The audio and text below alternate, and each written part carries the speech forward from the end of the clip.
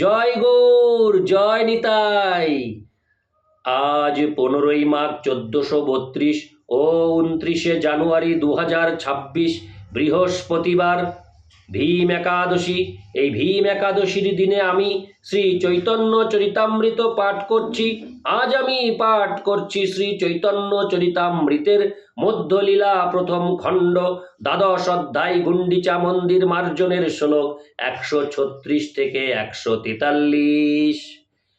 হরে কৃষ্ণ কৃষ্ণ কৃষ্ণ হরে হরে, হরে রাম রাম রাম হরে হরে। শ্লোক 136। নৃসিংহ মন্দির ভিতর বাহির সধিল, ক্ষণেক বিশ্রাম করি নৃত্য আরম্ভিল। শ্লোকার্থ: শ্রী চৈতন্য মহাপ্রভু নৃসিংহ মন্দিরের বাহির এবং অভ্যন্তর পরিষ্কার করলেন। তারপর কিছুক্ষণ বিশ্রাম করে তিনি নৃত্য করতে আরম্ভ করলেন। তাৎপর্য: গুন্ডিচা মন্দিরের সন্নিকটে একটি সুন্দর ও পুরাতন নৃসিংহ মন্দির আছে। সেখানে নৃসিংহ চতুর্দশীর দিনে হরে কৃষ্ণ দিনে বিরাট মহোৎসব হয়। শ্রী মুরারি গুপ্ত রচিত শ্রী চৈতন্য চরিত গ্রন্থে শ্রী নবদ্বীপ ধামে নৃসিংহ মন্দির সংস্করণ লীলা বর্ণিত হয়েছে। ইতি শ্লোক 136। শ্লোক 137। চারিদিকে ভক্তগণ করেন কীর্তন, মধ্যে নৃত্য করেন প্রভু মত্ত সিংহ সম।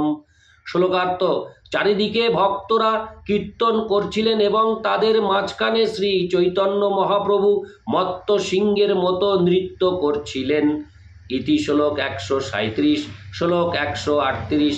সেদ কম্প বৈবর্ণাশ্রু পুলক হুঙ্কার, নিজ অঙ্গ ধুই আগে চলে অশ্রুধার। শ্লোকার্থ: শ্রী চৈতন্য মহাপ্রভু যখন নাচছিলেন তখন তার অঙ্গে সেদ কম্প বৈবর্ণ অশ্রু পুলক আদি প্রেমের বিকার দেখা দিয়েছিল।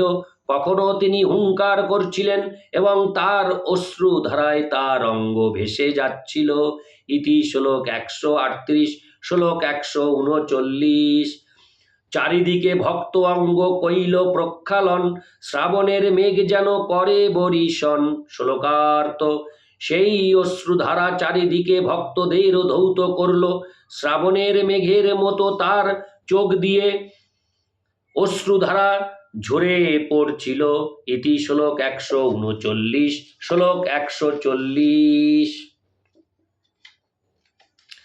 মহা উচ্চ সংকীর্তনে আকাশ ভরিল, প্রভুর উদ্দণ্ড নৃত্যে ভূমিকম্প হইল। শ্লোকার্থ: সেই মহা উচ্চ সংকীর্তনে আকাশ ভরে গেল এবং মহাপ্রভুর উদ্দণ্ড নৃত্যে ভূমিকম্পিত হল। ইতি শ্লোক 140। শ্লোক 141।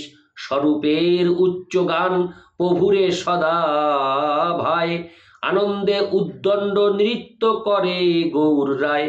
শ্লোকার্থ: স্বরূপ দামোদরের উচ্চ কীর্তন মহাপ্রভুর সবসময় ভালো লাগতো।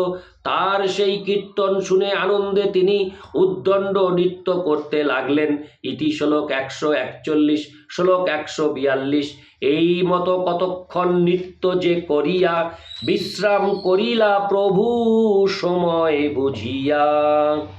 শ্লোকার্থ: এইভাবে কিছুক্ষণ নৃত্য করার পর শ্রী চৈতন্য মহাপ্রভু সময় বুঝে বিশ্রাম করলেন। ইতি শ্লোক 142। শ্লোক 143। আচার্য গোসাঙ্গীর পুত্র শ্রী গোপাল নাম, নৃত্য করিতে তারে আজ্ঞা দিল গৌরধাম।